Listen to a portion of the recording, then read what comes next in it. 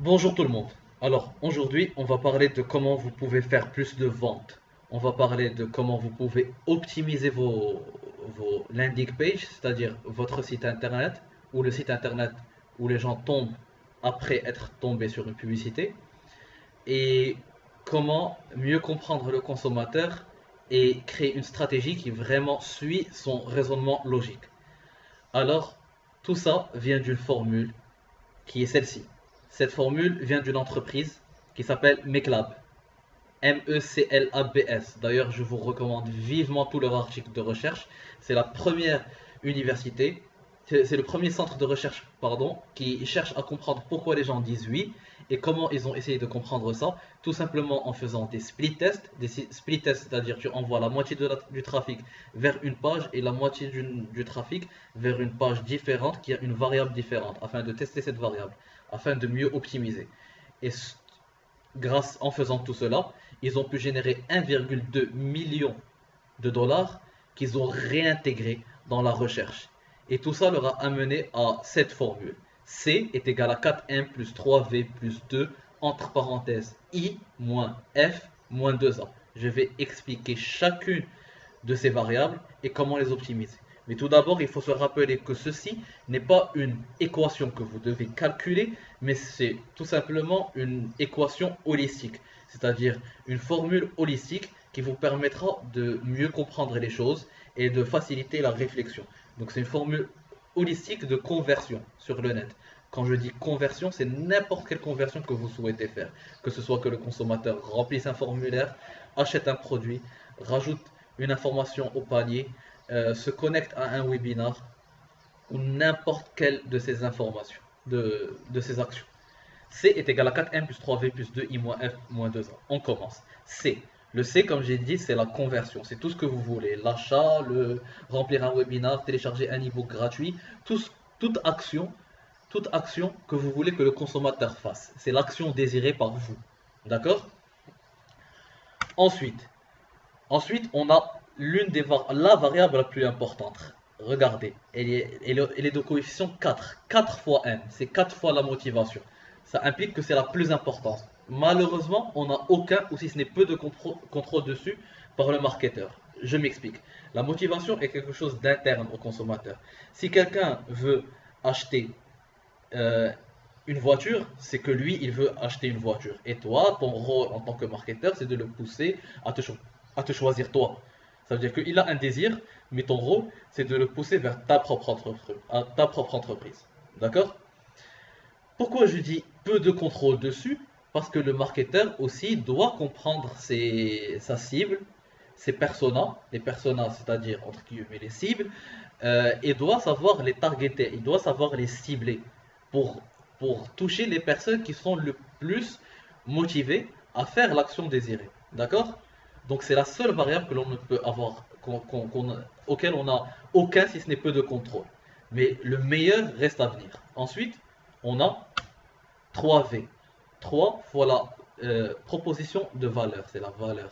C'est euh, c'est la variable la plus importante. Elle est importante après la motivation. Et c'est celle que l'on peut contrôler, donc forcément, elle devient la plus importante. 3 fois V. Et elle veut dire quoi? C'est la proposition de valeur. Souvent, quand on parle à quelqu'un qui a une entreprise, on lui dit qu'est-ce que la proposition de valeur? Il te décrit tout simplement ses services. Mais la proposition n'est pas ça. La proposition de valeur, c'est la réponse à ces deux questions.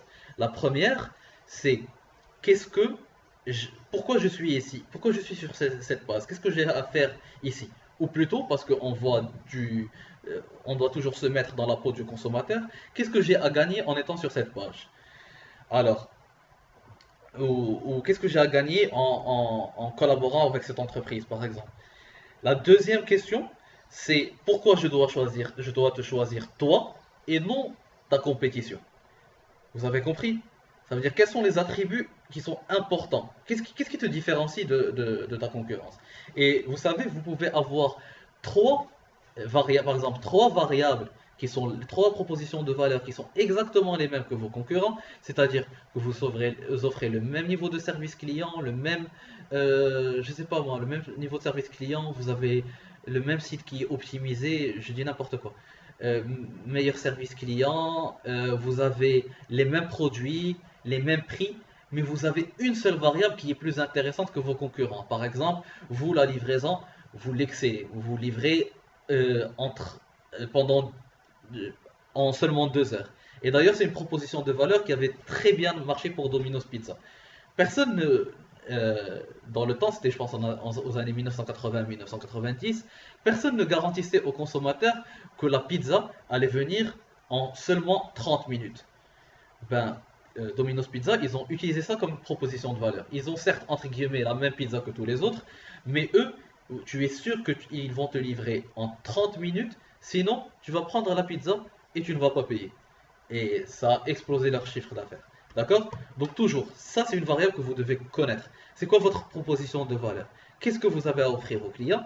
Et qu'est-ce qu'il a et pourquoi doit choisir vous et non quelqu'un d'autre? Et l'exprimer dans votre site internet, dans votre page de vente où vous souhaitez qu'il fasse une action désirée, vous devez exprimer clairement votre proposition de valeur. Parce que souvent, la proposition de valeur pour une entreprise, elle existe, mais malheureusement, le marketeur ne la communique pas suffisamment, ce qui diminue les conversions et naturellement diminue les ventes et les actions désirées. D'accord?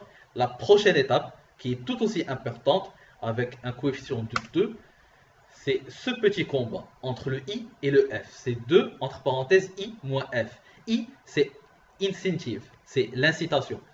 Par exemple, l'incitation, c'est quoi? C'est par exemple quand tu veux vendre un produit, par exemple en dropshipping, tu lui dis, écoute, si tu achètes maintenant, je vais te donner un coupon de réduction de 20%. Ça, c'est une incitation. Si tu lui dis que si tu fais l'action désirée tout de suite, je sais pas moi, on va te donner un coupon pour d'autres achats. Ou bien que je vais t'offrir un livre gratuit. Ou bien que tu feras partie de ma communauté secrète sur Facebook. Ça, c'est une incitation. Et ensuite, on diminue, c'est la friction. La friction, c'est quoi? C'est ce qui va pousser le consommateur à ne pas faire l'action désirée sur votre page ou site internet. Par exemple, le meilleur cas de friction. Imaginons que vous avez un formulaire à remplir. Ça arrive bien sûr à tout le monde. Et on te demande ton nom, ton prénom. Ça, ok, tu dis que ce n'est pas des informations qui sont très confidentielles. Il te demande ton email. Tu dis d'accord. Mais à un moment, il te demande ton numéro de téléphone. Vous savez, quand vous demandez le numéro de téléphone à un consommateur, les chances, pour surtout un consommateur qui ne vous a jamais vu, les chances de conversion sur votre site diminuent d'au moins 23%. Et si à un moment il commence à te demander où tu habites, quel est ton groupe sanguin, etc., tout ça construit de la friction. Donc personnellement, moi dans les formulaires, je recommande qu'il y ait seulement un nom ou prénom, adresse email. C'est tout. Si vraiment votre entreprise elle a besoin du numéro de téléphone, on va le demander à un autre moment, ou bien le laisser comme un champ non obligatoire. Surtout si le consommateur, tu lui as pas donné suffisamment d'incitation pour te donner le numéro de téléphone. Vous comprenez? C'est une sorte de balance entre l'incitation et la friction. Et toujours l'incitation, elle doit être plus forte que la friction avant d'être multipliée par 2. D'accord? Et finalement, la dernière variable, afin de mieux comprendre tout ça, c'est finalement l'anxiété. Ça, c'est l'anxiété post-achat. L'anxiété post-achat, c'est plusieurs exemples. C'est le consommateur, au cours du moment où il est en train d'acheter le produit ou remplir le formulaire, il va se dire qu'est-ce qui va se passer après. Par exemple, il va se dire ah, mais je pense qu'ils vont me livrer trop tard, sachant que j'en ai besoin dans pas longtemps. Ça, c'est une forme d'anxiété. Peut-être que le produit ne va pas satisfaire mon désir. Ça, c'est une forme d'anxiété. Qui ne va pas régler mon problème. Ça, c'est une anxiété. Peut-être, par exemple, si tu vends tes services en marketing, l'entreprise avec qui tu es en train de communiquer, il te dit que ben, pour lui, il a déjà travaillé avec une entreprise de publicité en ligne, de digital marketing, et les résultats étaient mauvais. Donc, basé sur son ancienne expérience, il a une anxiété post-achat pour votre achat. Vous avez compris? Et vous, votre rôle, c'est de diminuer cette anxiété. Comment? Tout simplement, vous communiquez clairement. Vous dites par exemple, la livraison, elle se fait entre 2 et 14 jours. Par exemple, euh, concernant le service, qui ne va pas, concernant le fait qu'il ne va pas remplir ses besoins, tu lui dis exactement quels sont les attributs de ce produit, tu lui donnes aussi des témoignages d'autres clients pour qu'il entende l'information d'un parti tierce. Euh, vous avez compris. Tout ce qui peut être utilisé à ce moment pour diminuer l'anxiété, vous l'utilisez. D'accord? Donc vous avez compris. Ça va vous permettre exactement. C'est une façon de penser, mais c'est très scientifique. Elle va vous permettre exactement de choisir à chaque fois une seule variable et de l'optimiser. Et c'est un processus continuel. Par exemple, vous avez un site internet et vous voulez des réservations vers votre hôtel. D'accord? Là, vous vous dites, comment mon site internet, il convertit pas très bien. Ou ma landing page, elle convertit pas très bien. Qu'est-ce que je vais faire? Je vais voir si ma, ma proposition de valeur, elle communique bien avec mon client cible. Par exemple, imaginons, moi j'ai un excellent service, j'ai un service de qualité niveau 5 sur Booking, etc., etc.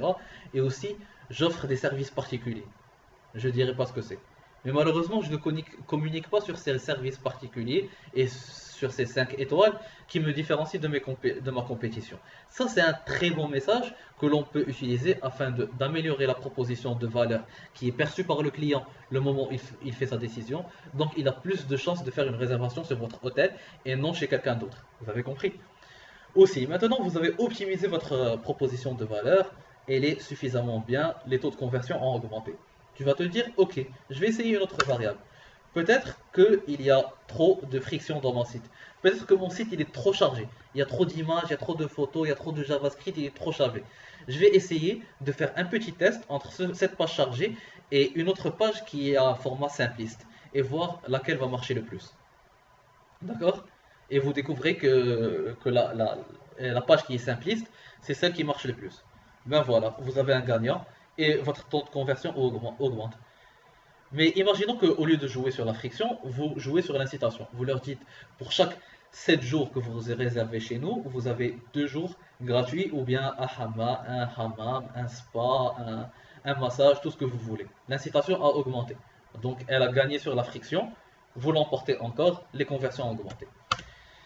Ici, l'anxiété post-achat. Le consommateur, il se dit, ben écoute, moi j'ai un problème, je sais pas. Vous remarquez que l'un des plus grands problèmes de vos consommateurs, c'est que votre hôtel, il n'est pas à côté de la plage, il est à côté de la plage et qu'ils ont des problèmes d'asthme parce qu'il y a trop d'humidité. Ben, vous communiquez clairement dessus. Vous dites que par exemple nos chambres sont équipées d'un système qui enlève l'humidité, comme ça vous pouvez respirer tranquillement, tout en profitant des bienfaits de la plage. Et c'est quelque chose que ne fait pas nos concurrents. Vous avez compris. Donc voilà, ça c'est une technique simple pour optimiser votre conversion et donc vos ventes. C'est pour finalement, elle vous permet de pousser plus de consommateurs à vous dire oui sur votre action désirée. Donc j'espère que ça a été intéressant pour vous, que c'est un bon mindset que vous avez très bien compris. N'hésitez pas à regarder la vidéo une ou deux fois, ou bien posez-moi des questions en commentaire, bien sûr que je vais y répondre. J'y tiens beaucoup parce que c'est ma chaîne YouTube, je viens de la commencer pendant ce confinement et j'adore partager. Et aussi, abonnez-vous s'il vous plaît, ça compte énormément. Surtout pour une nouvelle chaîne, et surtout si le contenu vous a intéressé, sinon il n'y a aucune raison pour s'abonner. Et finalement, laissez-moi un pouce j'aime, enfin tout ce que vous pouvez faire pour m'aider, s'il vous plaît, faites-le. Donc voilà, ça c'est une formule holistique, je vous conseille énormément d'aller sur le site MakeLab pour voir leur article de recherche, et aussi Marketing Experiments, c'est aussi leur site internet, mais où ils te montrent des études de cas qui sont vraiment pratiques sur comment ils ont utilisé cette formule ou bien d'autres formules afin d'optimiser certains sites internet, leurs ventes et leur chiffre d'affaires, etc. Donc je vous dis merci beaucoup, au revoir et au plaisir. C'était avec vous le marketeur discipliné. Ciao.